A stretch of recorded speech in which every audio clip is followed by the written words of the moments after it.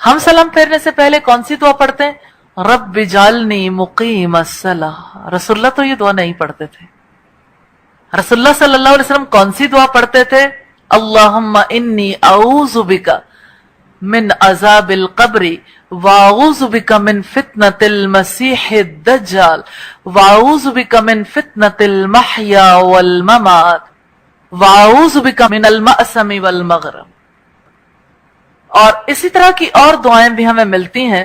مثلا حضرت ابو ہریرہ سے روایت ہے کہ رسول اللہ صلی اللہ علیہ وسلم نے فرمایا کہ جب تم میں سے کوئی نماز میں تشہد پڑھے تو اللہ تعالیٰ سے 4 چیزوں کی پناہ مانگے۔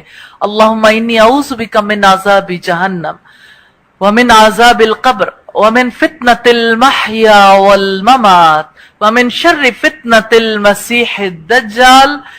اللہ میں تجھ سے جہنم کے عذاب، قبر کے عذاب، زندگی اور موت کے فتنے اور مسیح دجال کے فتنے سے پناہ مانگتا ہوں۔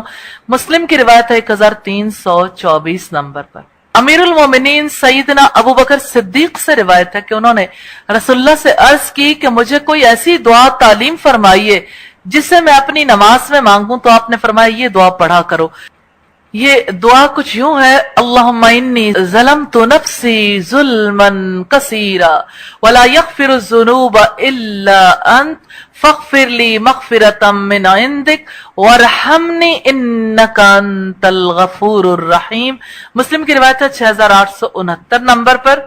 آپ صلی اللہ علیہ وسلم نے یہ دعا پڑھنے کے لیے کہا تھا کہ یا اللہ میں نے اپنی جان پر بہت ظلم کیے، آپ کے سوا کوئی گناہ نہیں بخش سکتا، آپ مجھے اپنی جانب سے خاص بخشش سے نوازیں، مجھ پر رحم کریں، بے شک آپ ہی بخشنے والے مہربان ہیں۔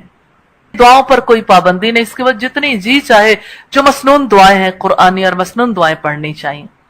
اور اسی طرح سے ایک دعا یہ ملتی ہے تھوڑے سے لفظی اختلاف کے ساتھ: اللہم انی اعوذ بک من عذاب القبر واعوذ بک من فتنۃ المسیح الدجال واعوذ بک من فتنۃ المحیا والممات اللہم انی اعوذ بک من المأثم والمغرم۔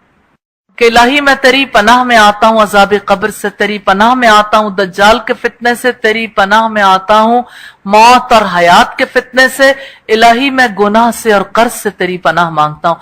مسلم کی 1325 نمبر روایت ہے۔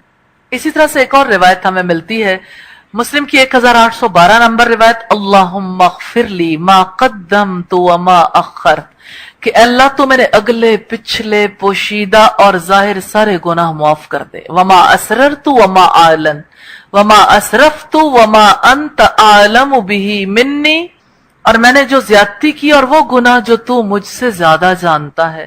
انت المقدم وانت المؤخر لا الہ الا انت، اور تو ہی اپنی بارگاہ عزت میں آگے کرنے والا اور اپنی بارگاہ عزت سے پیچھے کرنے والا، صرف تو ہی سچا معبود ہے، تیرے سوا کوئی معبود نہیں۔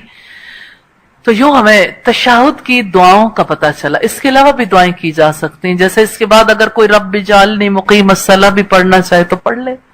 دعا تو قرآنی ہے، پڑھنے میں کوئی حرج نہیں۔